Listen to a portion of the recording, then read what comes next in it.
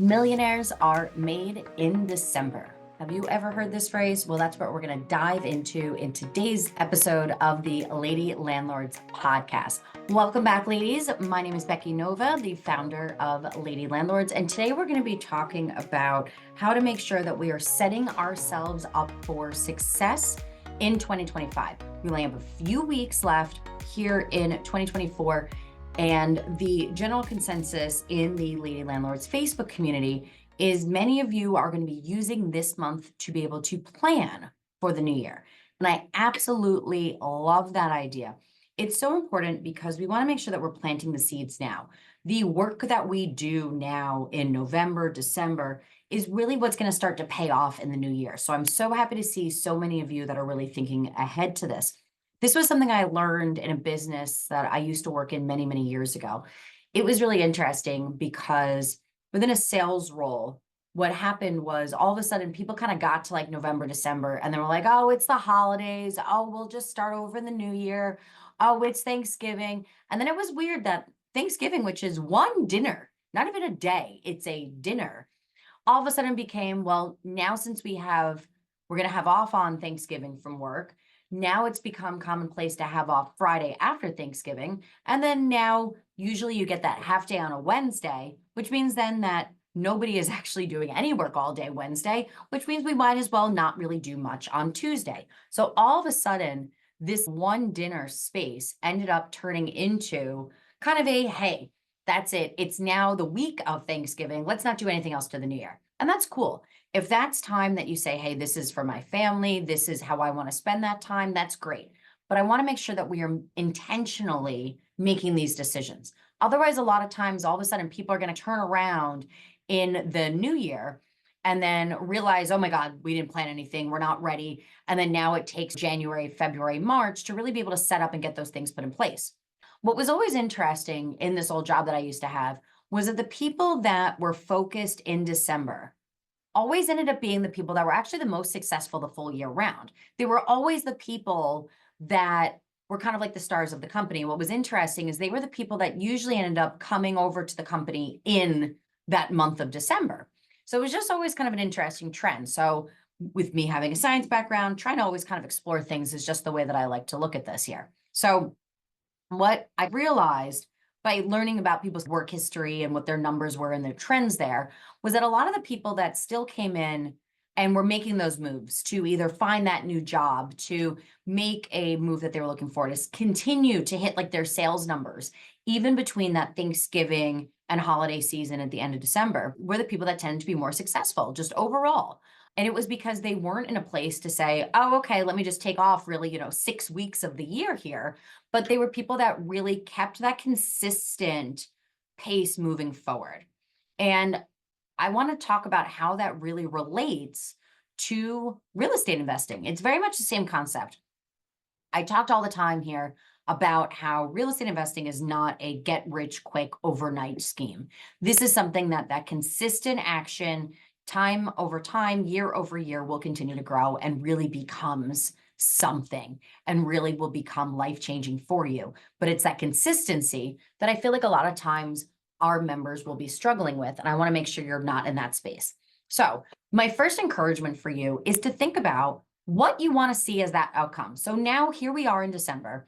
Spend a few minutes of your day here just thinking about what you want to see happen in the new year, just in the first quarter, okay? If you're saying like, hey, in the first quarter of 2025, I want to close on at least one property, maybe have a second property under contract. I want to buy more than that, anything like that. If you want to see that happen in January, February, you've got to start planning that now in December. I'm sorry, but you are not in a position just to say, okay, cool. After New Year's break, when I end up back at work or start thinking about this again on January 5th, January 6th.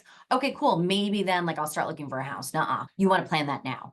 If you're saying, hey, you know what? In January, I want to plan. In January, I want to start thinking about the process because I want to see things happen at the end of Q1, beginning of Q2. Okay, cool. But do it intentionally. Make sure that you take that moment so that way we're not now disappointed in the new year when those things didn't happen that we didn't plan or that we didn't make happen. Okay. So I want to encourage you to take a few minutes just today to decide which space you're going to be. Okay. If you're saying, Yes, that's it. I want to make sure that I use now this month, the rest of the weeks here in December to be able to move forward. Let's talk about that. What I want to encourage you to start with is just to have a brainstorming session. Sit down and do a brain dump. A brain dump, literally, I actually prefer to do this with a pencil and paper, pen and paper, but to really just get this out. And what I encourage you to do is just to sit down, no other distractions, and just take all of those thoughts, anything that's dealing with real estate, and just put that on paper. It doesn't have to be in a list. It doesn't have to be linear. You can kind of write it however you want. It's actually very interesting to see how that'll come out creatively. Kind of what's on the top, what's on the bottom, what's in the center of the page, what's written bigger, what did you maybe underline without even thinking about it versus another space, right? So what I want you to encourage you to do, sit down, make some time. Literally, you can set a 5-minute timer on your phone to complete this exercise, but just dump out everything that you feel like you need and want to see from real estate in just Q1 of 2025. Let's just focus on that for today. Okay. Now, once you get out all those thoughts, all those energies here, the second thing we want to do is to be able to organize them. I've done a training on this. I have another podcast episode all about how to build out SMART goals. If you're not familiar with SMART goals, that's what we're going to talk about here for a minute. But I want you to now take all that you brainstormed out and really be able to put those into order, right? Put them into buckets, okay? What are the things that you need to be able to learn?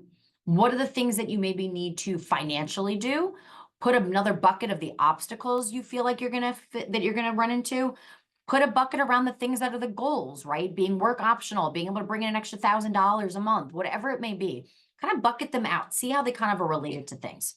Now, once you have those, now we can start working on your SMART goals, okay? SMART goals is actually an acronym. The reason that we want to make SMART goals is because often people will make just very vague goals. For example, I want to buy a rental property in 2025. Cool. Well, that's a little broad. That's not necessarily going to help us within this. So we really want to get very clear on what that goal is. And that's actually what SMART, the acronym, will be able to help us do. Okay. So our S here stands for specific, right? So we want to get very clear on what this rental property looks like. Are you going to buy a flip? Are you going to buy and hold? Are you going to buy it locally close to where you live? Are you going to buy it in another state? All of those things get very, very clear on what that's going to be. Okay. The M then stands for measurable. Okay. So within that, you want to think about how will you know when you actually hit that goal? Does it have that component to it? Right. So instead of just saying like, I want to research real estate investing. Okay, well, you want to research it. How do you know when you actually accomplish that goal, right? It's a little bit easier if you're saying like, I want to buy a property. Now you know you got to close on it, right? But you can't just say like, oh, I want to research it. I want to think about it. I want to plan it out, right? Like, what does that actually look like for any of those terms? Get really, really clear on how you know where you can say, yup, I can check that off my list. I now accomplished that versus no, actually this goal is not exactly done. I haven't met that yet. Your A stands for availability. Is this something that you actually can do? Do you have the time, the bandwidth for this, right? So if you're saying, for example, once again, I want to buy a rental property by the end of January in my local town, right? And you know that you need certain monies for that, but your credit score might not be there, or you don't have that down payment saved, or any of those things, that's not going to be available to you. That's not something that you can necessarily make happen. You're going to set yourself up for failure. Okay. Goals, believe it or not, are actually supposed to be things that you can accomplish. Okay. If you set a goal and you don't hit it and you fail twice, it's not the right goal for you. You need to actually bring that goal back a little bit so that way you actually can accomplish that in the way that you set that out. So make sure it's something that's actually feasible for you specifically to be able to do. Our R in the SMART goals acronym here is about, is it realistic, right? Is this in the realm of possibilities of things that can actually happen? So for example, if you're saying, I want to buy 14 houses by January 31st, but yet you've never bought a house, you don't know the process, you don't even know where you would find those 14 houses, let alone buy them or have the money to do so. Well, that's not very realistic, right? Once again, this goes with availability. We want to make sure that these are things that we can accomplish. So do make sure that this is something that is in the world of possibilities of what you can actually do. Then our T stands for time bound. Okay. Put a marker to it by January 1st, by June 1st, by the start of summer. That way you really have your deadline of when you're working on that goal.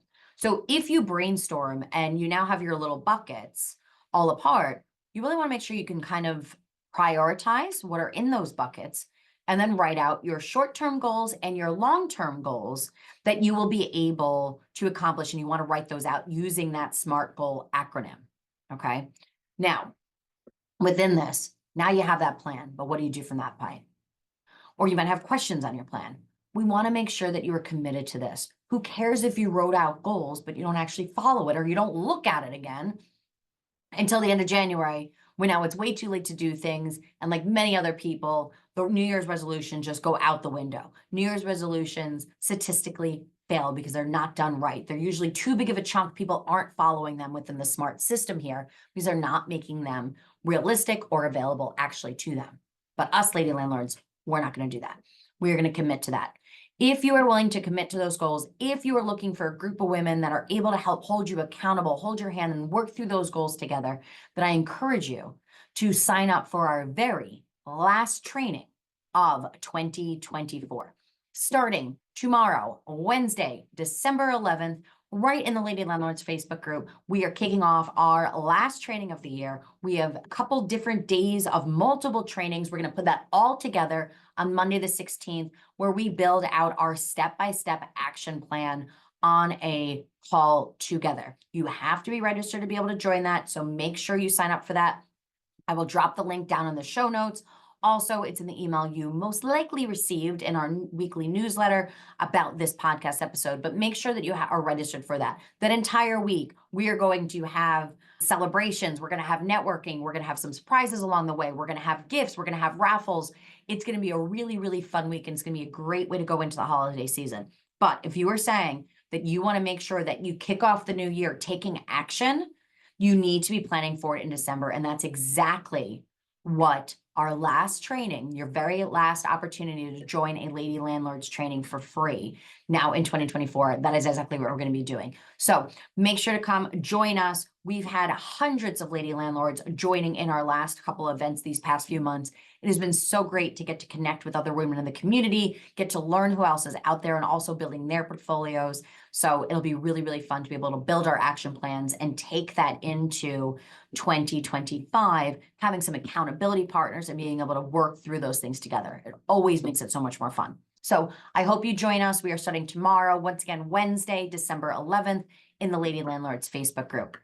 But thank you for joining me today. I encourage you right after this call to make sure you sit down and do that brainstorming session that we talked about earlier in today's episode. Thank you very much for joining me today. Please do make sure to hit that subscribe button so you do not miss the next episode of the Lady Landlords Podcast.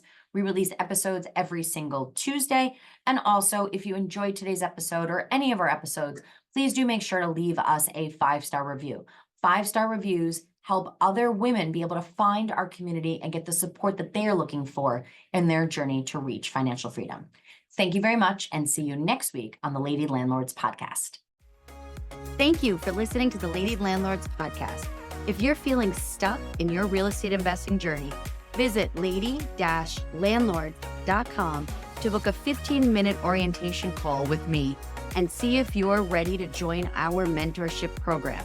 Or you can subscribe to our newsletter and join our Facebook group for exclusive real estate investing tips and offers.